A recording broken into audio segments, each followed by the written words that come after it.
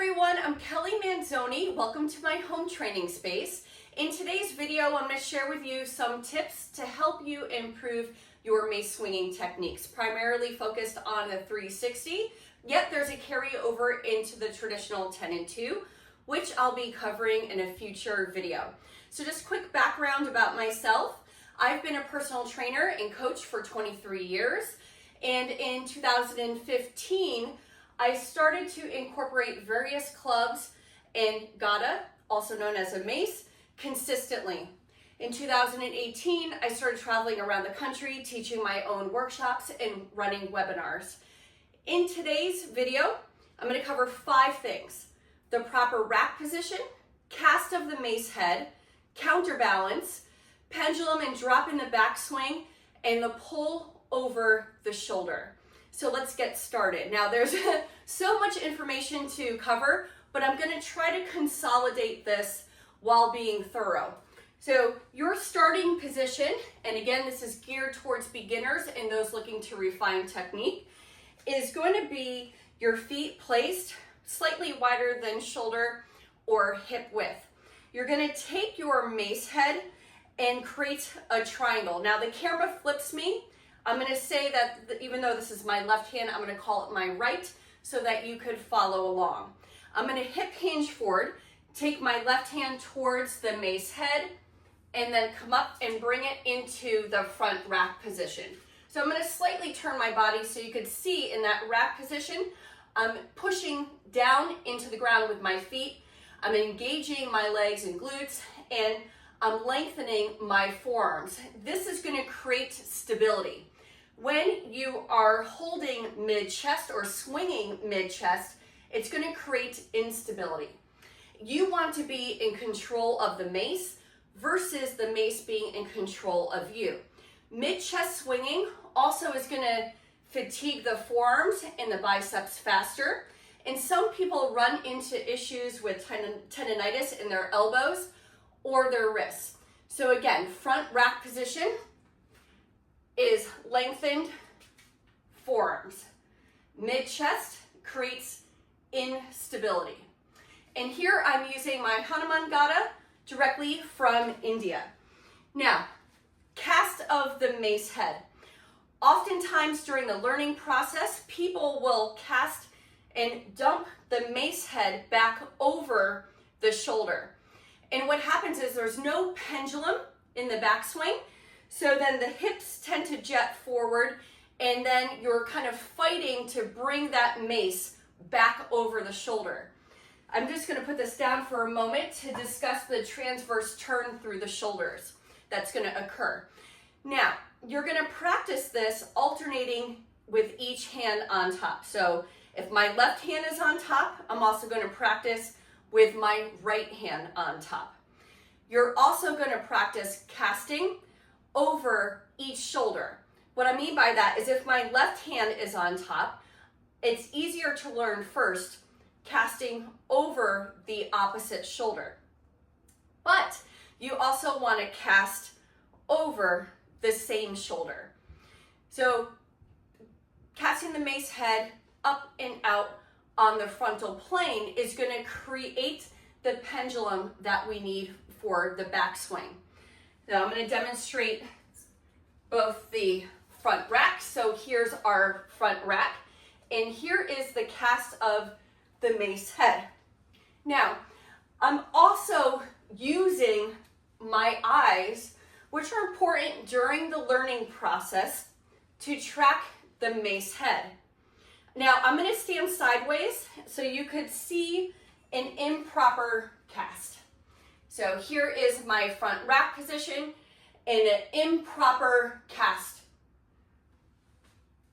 So as you can see, if I'm dumping the mace head back, I'm denying myself the pendulum of the backswing. So here we go, lengthen forearms, push up and out, cast on the frontal plane, and you'll see how I create a pendulum in the backswing. So here's the pendulum. Working just the pendulum in the backswing is a great way to get used to the hands dropping to the base of the neck. But there are individuals that have impingements in their shoulders or a history of injuries that inhibit their ability to swing safely. So I always recommend, getting an assessment. And sometimes there's an underlying mobility issue that can be addressed to help improve your swinging.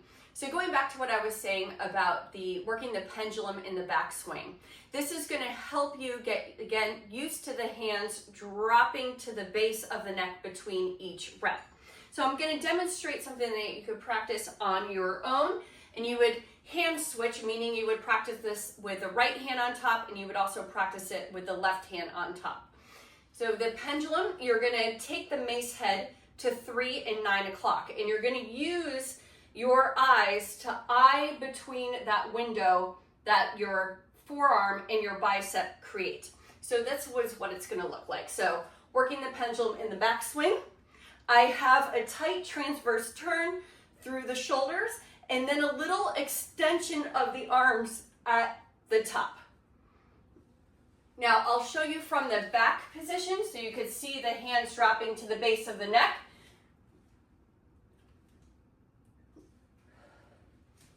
This technique also helps the pull over the shoulder, which we'll discuss in a moment. So counterbalance. Counterbalance is really important.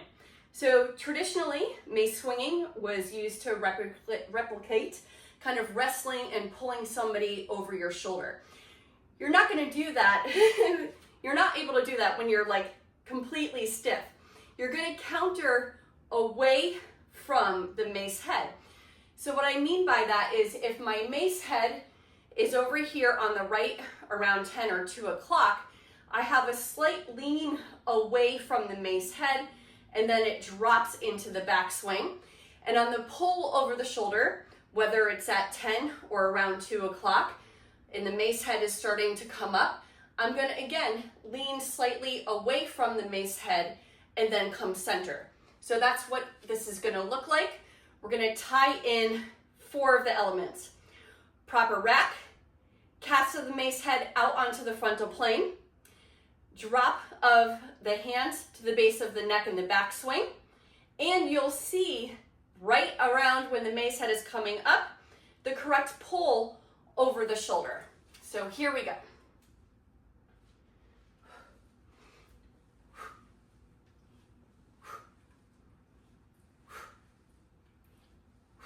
Now, I'm also exhaling on the pull over the shoulder. On that exhale is when I get the full trunk of the body activation, engagement of the glutes through the legs, and grounding of the feet. And that length through the forearms between each rep creates that stability. And so I think that covers just about everything in the video. That pull over the shoulder, right? So again, let's tie in the 5 elements. We have our front rack, cast out on the frontal plane, drop of the hands to the base of the neck, counterbalance away from the mace head, and then when the mace head is around 10 or 2 o'clock is when you pull back into that front rack position. There's a lot of more information to cover, but I just wanted to kind of give a little bit of information out to get started. And if you have any questions and feedback, please feel free to reach out and subscribe to my YouTube channel. See you again soon.